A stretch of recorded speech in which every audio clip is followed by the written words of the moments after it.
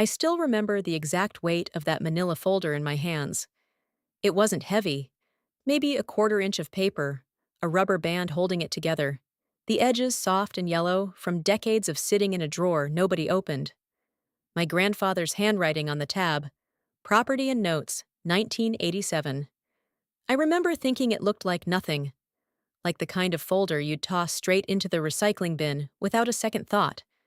But the moment I opened it and started reading, I felt something shift inside my chest, something slow and tectonic, like a fault line that had been holding its breath for 30 years. Ashley was standing in the kitchen 40 feet away, her back to me, scrolling her phone. The new refrigerator, the one she'd bought herself and plugged in without asking anyone, hummed beside her like it owned the place. Because as far as she was concerned, it did. As far as she was concerned, she did. She had no idea what I was holding. No idea that every smug word she'd said to me over the past 4 months was about to cost her everything. I was so tired that night. 26 hours on my feet, 12 of those in the ER dealing with a multi-car pileup on I-94. Then a full overnight of post-op monitoring that ran long because one of my patients spiked a fever at 5 a.m. My shoes were still on when I sat down at the kitchen table. My scrubs smelled like antiseptic and old coffee. My lower back was screaming, and I had not slept in over a day. But I read every single page of that folder. Twice. And by the time Ashley finally looked up from her phone and noticed me sitting there, the expression on my face must have told her something had changed, because for the first time in months, she didn't say a word. Let me back up. Because to understand what that folder meant, you have to understand what my life looked like before Ashley came into it. And before I stopped being a person in my own home and became an inconvenience someone had to step around. My name is Linda Marsh. I'm 61 years old, and I have been a registered nurse for 34 of those years. Started right out of community college, worked my way up through 2 hospitals, spent the last 18 years in the surgical unit at Mercy General in Dearborn, Michigan. Head charge nurse, the woman the new residents come to when they're scared and the attending isn't available. The one who knows where everything is, who's worked every holiday, who is covered for colleagues during divorces and deaths and mental breakdowns without once complaining about it. I say that not to brag. I say it so you understand the kind of person I am. I show up. I do the work. I don't ask for applause. My husband, Gerald, passed 7 years ago. Pancreatic cancer, stage 4, diagnosed in September and gone by February. 5 months. I held his hand every day I wasn't at the hospital, and some days I drove straight from a 12-hour shift to sit beside him in the recliner we'd dragged into the living room so he could watch his nature documentaries without having to climb the stairs. We were married 31 years. He was a quiet, steady man who fixed things around the house and made terrible puns, and always had a pot of coffee ready when I got home from a night shift. I have not stopped missing him. After Gerald died, I stayed in the house. Our house, a 4-bedroom colonial on Maple Creek Drive in a suburb called Whitmore Hills, bought in 1999 for $187,000. Paid off in 2018. Ours, outright. The mortgage burning party was a real thing. Gerald grilled burgers, and his brother Dennis brought a 12-pack, and we stood in the backyard and actually lit the paper on fire in the charcoal grill. I still have a photo of that somewhere. The house was mine after he passed. Everything was in order. Gerald had been meticulous about that, bless him. Will, beneficiary designations, the whole thing. Our financial advisor, a woman named Patrice, who'd known us since our 30s, had helped us structure everything cleanly. I owned the house free and clear. I had my 401k, my pension from the hospital, and a modest savings account I'd been adding to since I was 25. I wasn't rich, but I was stable, secure. I'd earned it. My son, Michael, is 33. He grew up in that house, knows every creak of every floorboard. He's a good man. I say that because I believe it, even now, even after everything. He's not mean-spirited. He's just conflict-averse in a way that, over time, turns into something that looks a lot like spinelessness. Gerald used to say Michael needed someone in his corner who'd push back for him, because Michael would never push back himself. I thought he just meant Michael needed a confident partner. I didn't understand, until it was too late, what Gerald was actually warning me about. Michael met Ashley at a work conference in Chicago about 4 years ago. She was a project manager at a logistics company. Sharp, organized, pretty in a polished, highlighted hair kind of way. She was 30 at the time, never married, no kids. Michael was smitten. I could see it from the first dinner he brought her to. The way he kept watching her face to see if she was enjoying herself. The way he laughed just a half second after she laughed, like he was taking his cues from her. I tried to like her, I genuinely did. She was pleasant enough in those early months, helped clear the table without being asked, remembered that I took my coffee black, asked questions about my work, with what seemed like real interest. Once she brought me flowers, sunflowers, and said she'd read that nurses rarely get thanked enough, and she wanted me to know she thought what I did was important. I kept those sunflowers in a vase on the counter for 2 weeks. Michael and Ashley got married 18 months after they met.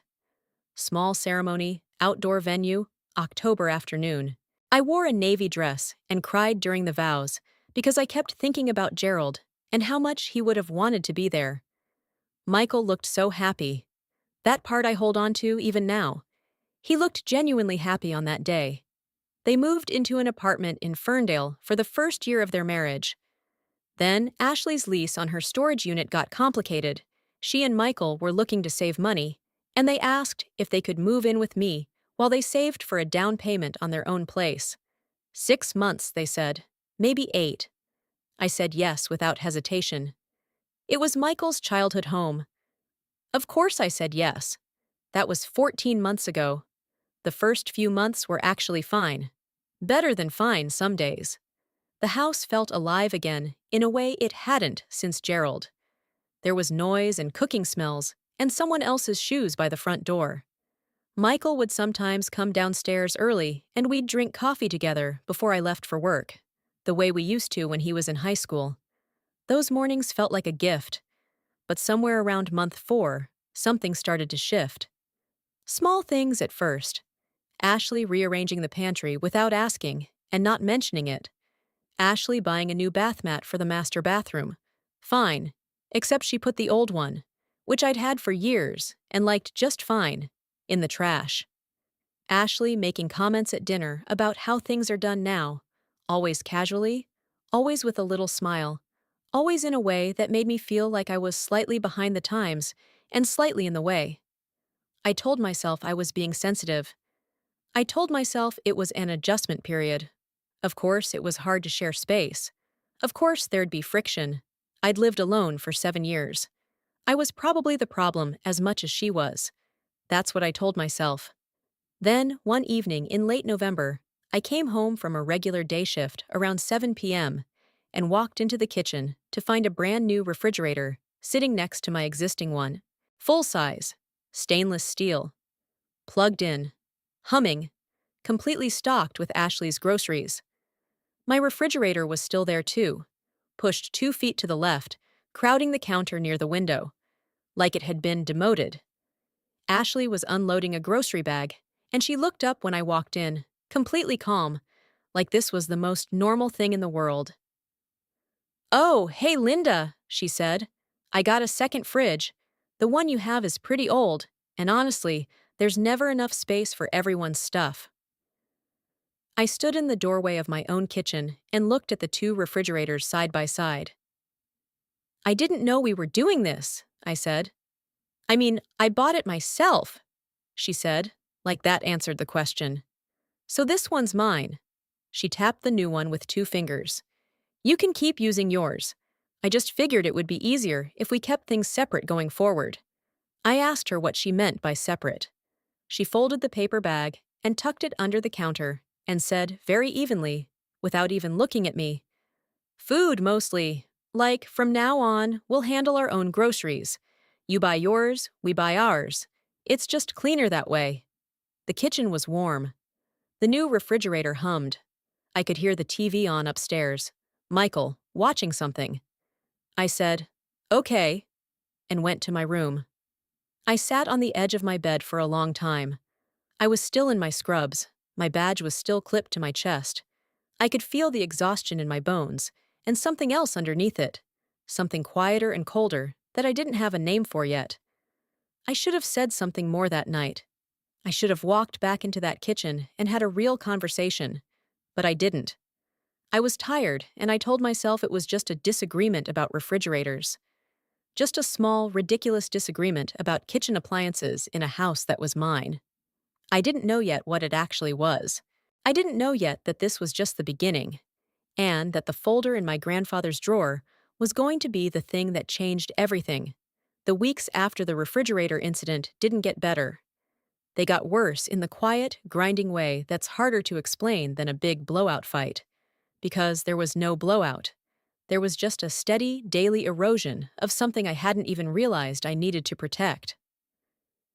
Ashley started keeping the new refrigerator locked, not with an actual padlock, nothing that dramatic, but with one of those child safety latch systems, the kind you press at an angle to open.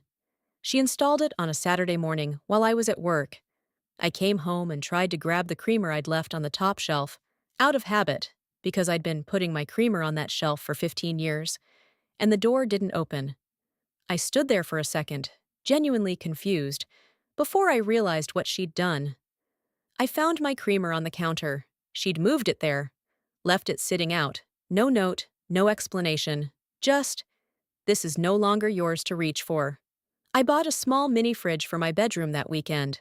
$28 at the Goodwill on Telegraph Road. I carried it up the stairs myself because Michael wasn't home, and I wasn't going to ask Ashley for help with anything, ever, if I could avoid it. I plugged it in next to my nightstand and put my creamer in it and told myself this was fine. This was manageable. I was a grown woman with a career and a paid-off house and a 401k that was fully vested, and I could handle having a mini fridge in my bedroom.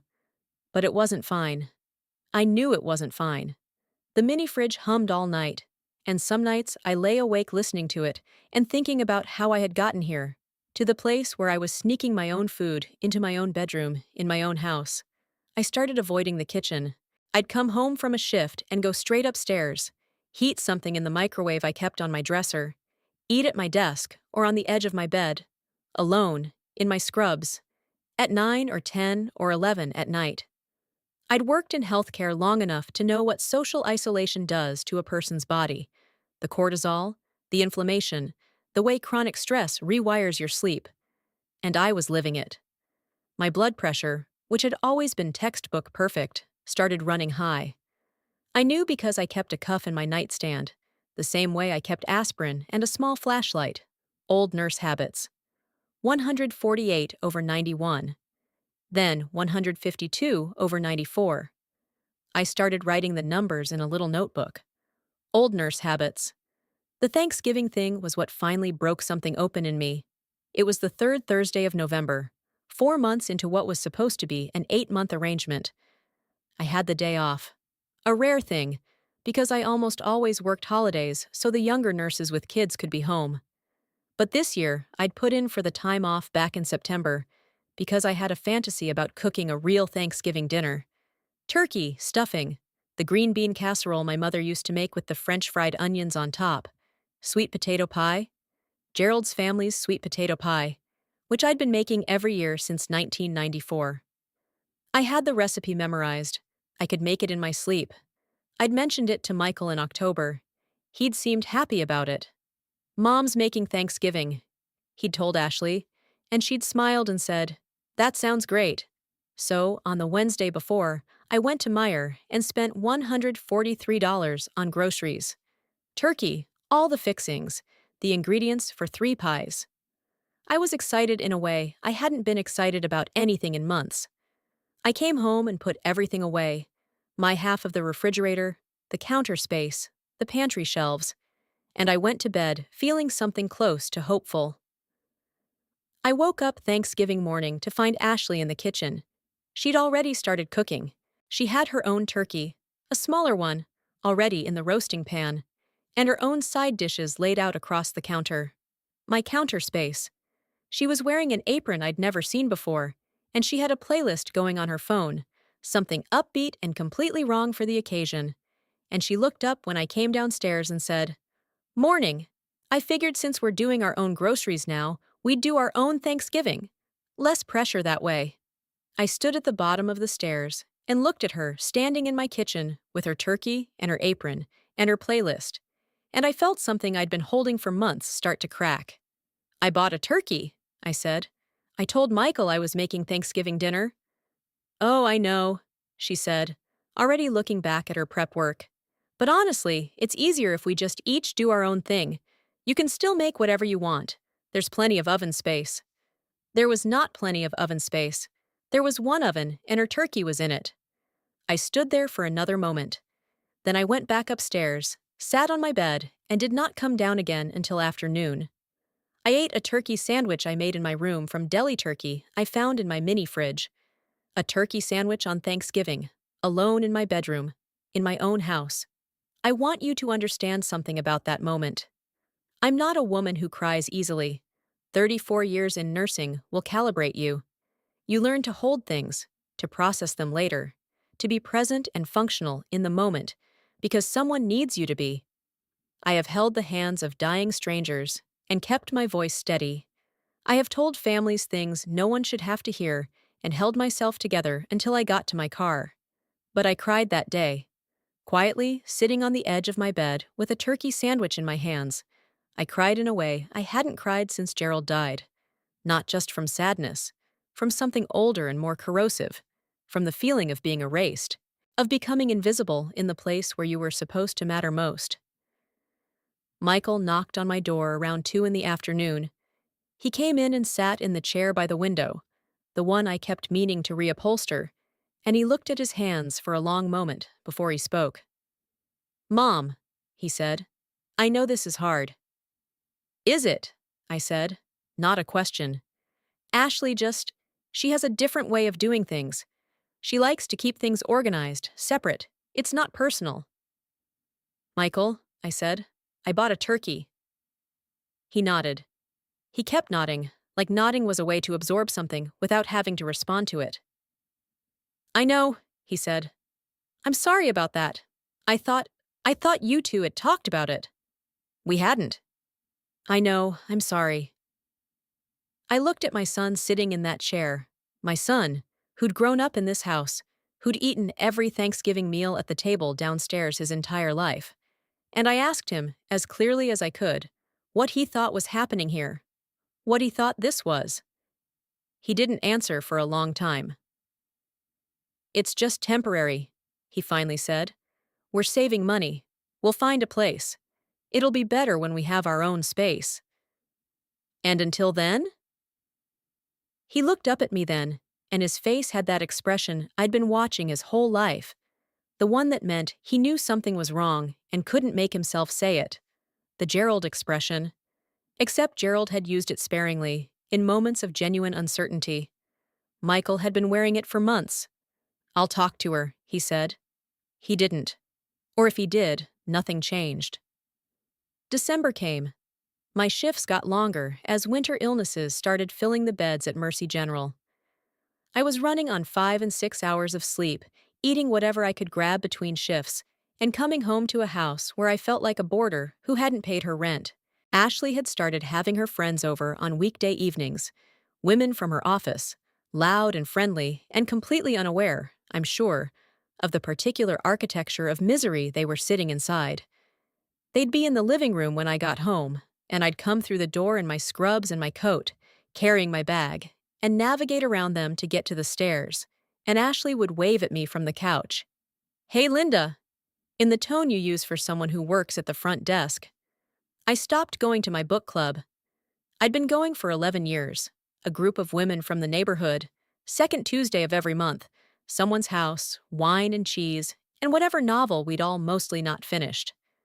I stopped going because I didn't want to answer the question, "How are things at home?" I didn't have an answer that wasn't humiliating. I stopped calling my friend Brenda, who lived 2 streets over and had been my closest friend since our kids were in middle school together. I stopped calling her because she would have told me to do something about it. And I wasn't ready to do something about it. And I didn't want to hear the words I knew she'd say. Linda, this is your house. Because hearing them would mean I'd have to act on them. And I was too tired and too sad. And some part of me had started to believe that maybe this was just what the end of a life looked like. Quiet. Diminished. A turkey sandwich in a bedroom. That's the part I'm most ashamed of looking back. Not that Ashley did what she did, but that I let it go on so long because I'd stopped believing I had the right to object. The night of the 26-hour shift, the night I came home and found the folder. That was a Tuesday in the second week of January. The shift had started on Monday morning. I'd gone in for a regular 7 to 7, then the pileup on I-94 had hit the ER at 2 p.m., and everything had cascaded from there. And by the time things were stable enough for me to leave, it was past midnight. And then the fever spiked in post-op, and I stayed for that too. And by the time I walked out of Mercy General, the sky was pale gray, and my feet had been in the same shoes for 26 hours. I drove home on autopilot. I remember the heater in my car, and the radio off, and the roads mostly empty. I remember pulling into the driveway of 4412 Maple Creek Drive and sitting in the car for a moment before I could make myself go inside.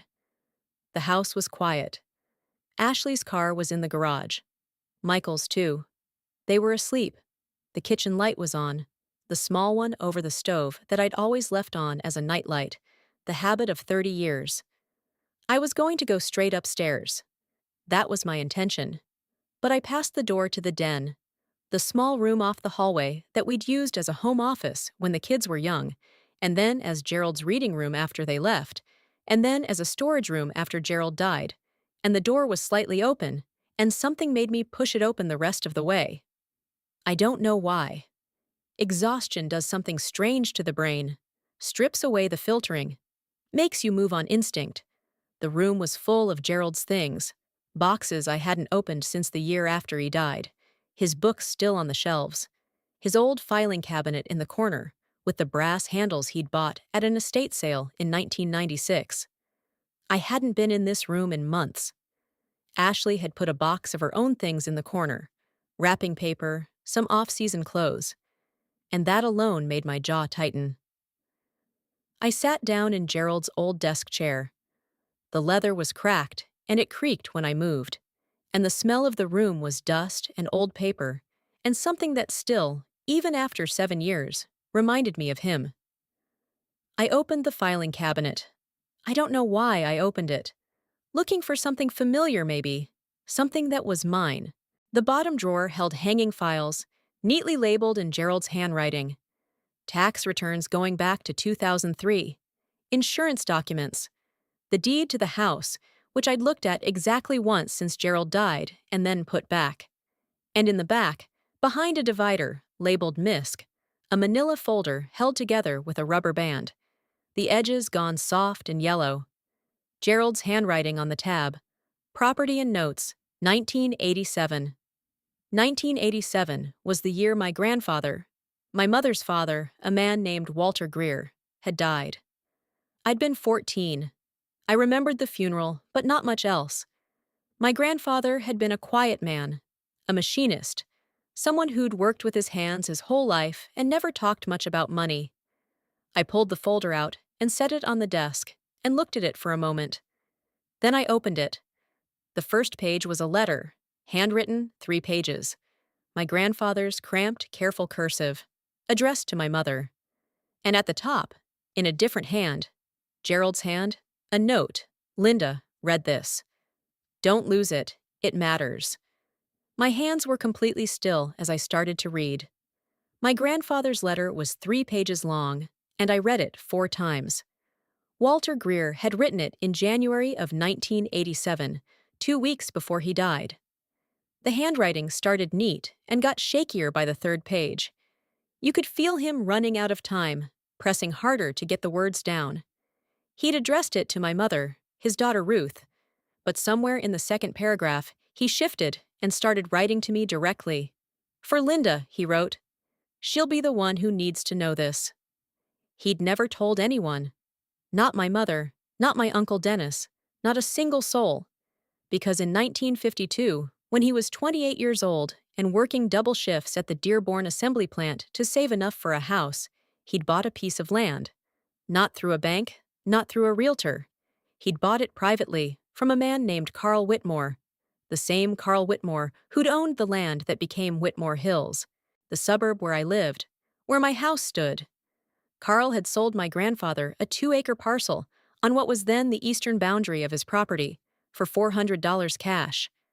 They'd done it properly, deed signed, notarized, recorded at Wayne County.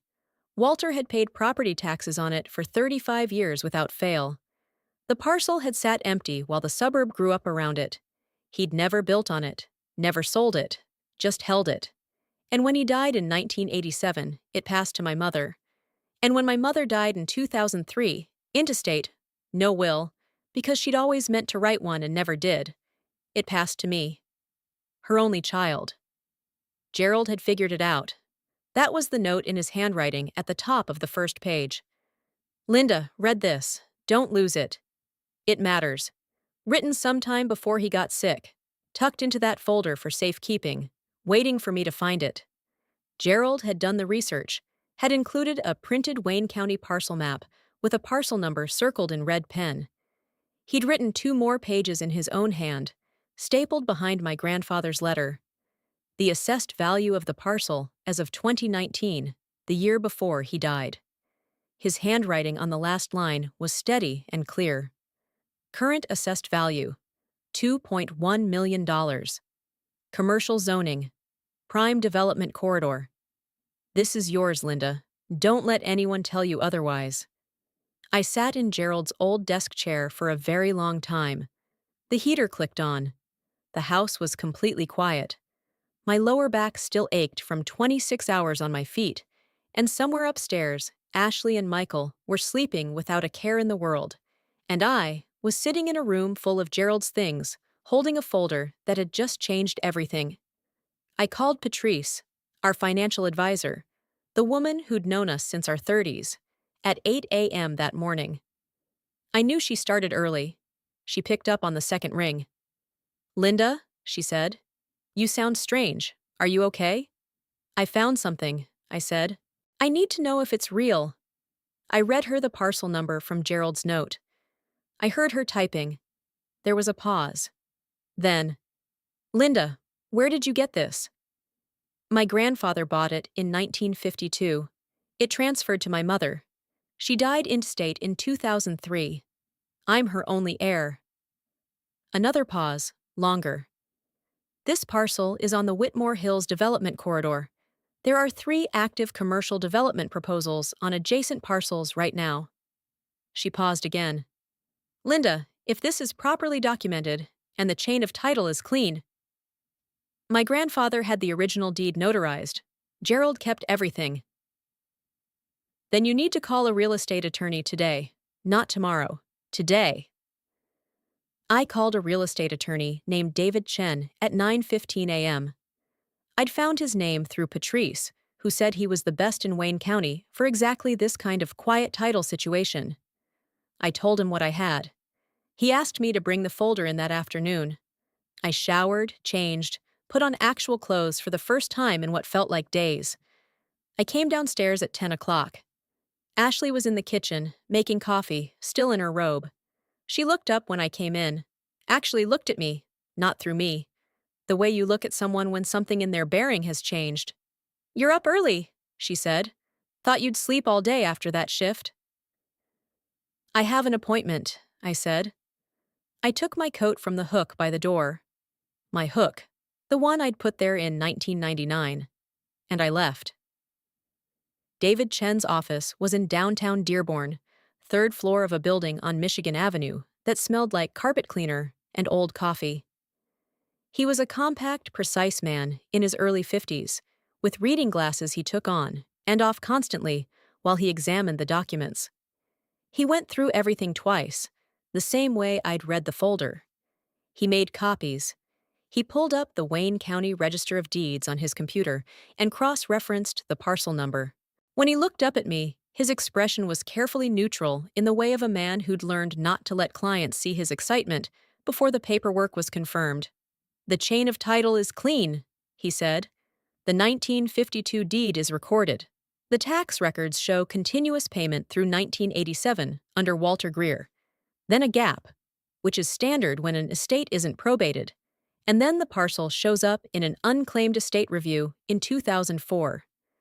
But because your mother died intestate and you were her sole heir, and because she was Walter Greer's sole heir, the property passed to you by operation of law. You just never knew to claim it." "What does that mean now?" I asked. "It means," he said, taking his glasses off and setting them on the desk, "that you own 2 acres of commercially zoned land on the Whitmore Hills development corridor. And based on the 3 active development proposals in that area, you will likely receive acquisition offers in the range of $2 to $3 million within 6 months of establishing clear title." He paused. "Possibly more, depending on how competitive the bidding gets." I sat with that for a moment. The carpet cleaner smell, the traffic on Michigan Avenue outside. "How long to establish clear title?" I asked. 4 to 6 weeks, assuming no challenges. I don't anticipate any." I drove home. I sat in the driveway for a few minutes, the way I had 26 hours ago, except this time it was different. This time I wasn't exhausted and defeated. I was something else entirely, something quiet and certain, and, for the first time in months, completely unafraid. I walked into the house. Michael was home. His car was in the garage. I could hear both of them in the kitchen, the sounds of lunch being made. I walked to the kitchen doorway and stood there. Ashley was at the counter. Michael was at the table with his phone. They both looked up. "I need to talk to both of you," I said. "Now please, at the table." Ashley's expression shifted. A flicker of something, the way it always did when I tried to assert any authority in my own home, the little hardening around the eyes. But she put down the knife she was holding and came to the table. I sat down across from them both. I set the folder, Gerald's folder, my grandfather's folder, on the table between us. "I found something last night," I said. "In Gerald's filing cabinet. I've already had it reviewed by a real estate attorney this morning." I paused. "I own a 2-acre commercial parcel on the eastern development corridor of Whitmore Hills. My grandfather bought it in 1952. It transferred to me when my mother died. I didn't know about it until last night." Michael stared at me. Ashley was very still. "The attorney is filing to establish clear title," I said. "He expects acquisition offers between $2 and $3 million within 6 months." The kitchen was completely quiet. The 2 refrigerators hummed side by side, Ashley's and mine. "That's," Michael started. "Mom, that's wonderful," I said. "Yes." I looked at Ashley. "But that's not the reason I'm telling you this right now." She met my eyes. Something in her face had changed. The certainty was gone. "I'm telling you," I said, "because I've been sitting in my bedroom eating turkey sandwiches alone on Thanksgiving, and I've been carrying a mini fridge up the stairs by myself, and I've been coming home from 26-hour shifts to a house where I feel like an inconvenience. And I need that to stop. Today." Michael's face had gone red. "Mom!" "I'm not angry with you, Michael," I said. "I'm telling you the truth. I should have said it months ago." I kept my eyes on Ashley. "I want the refrigerator gone, the child safety latch, the second fridge, all of it. I want my kitchen back. I want my house back. And I need the 2 of you to decide, genuinely decide, whether you're living here as my family or whether you need to find your own place." Ashley was quiet for a long moment. When she spoke, her voice was measured, but something underneath it had shifted. "I was just trying to have some independence," she said. "I didn't mean—" "Ashley," I said her name the way I say it when a first-year resident is about to make a mistake they can't take back. Quiet, direct, certain. A child safety latch on a refrigerator in someone else's house is not independence. It's cruelty. And I think you know that. She looked down at the table. Michael reached over and put his hand on her arm, but he was looking at me when he did it. and his face, for the first time in months, had lost that helpless expression. He looked like someone who'd just remembered something important. "I'll move the fridge out this weekend," he said. "I should have said something a long time ago. I'm sorry, Mom, I mean that." I nodded. I believed him.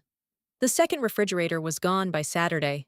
Michael and his friend Brandon hauled it out while Ashley was at her sister's place, and Michael brought back the kitchen to more or less how it had always been.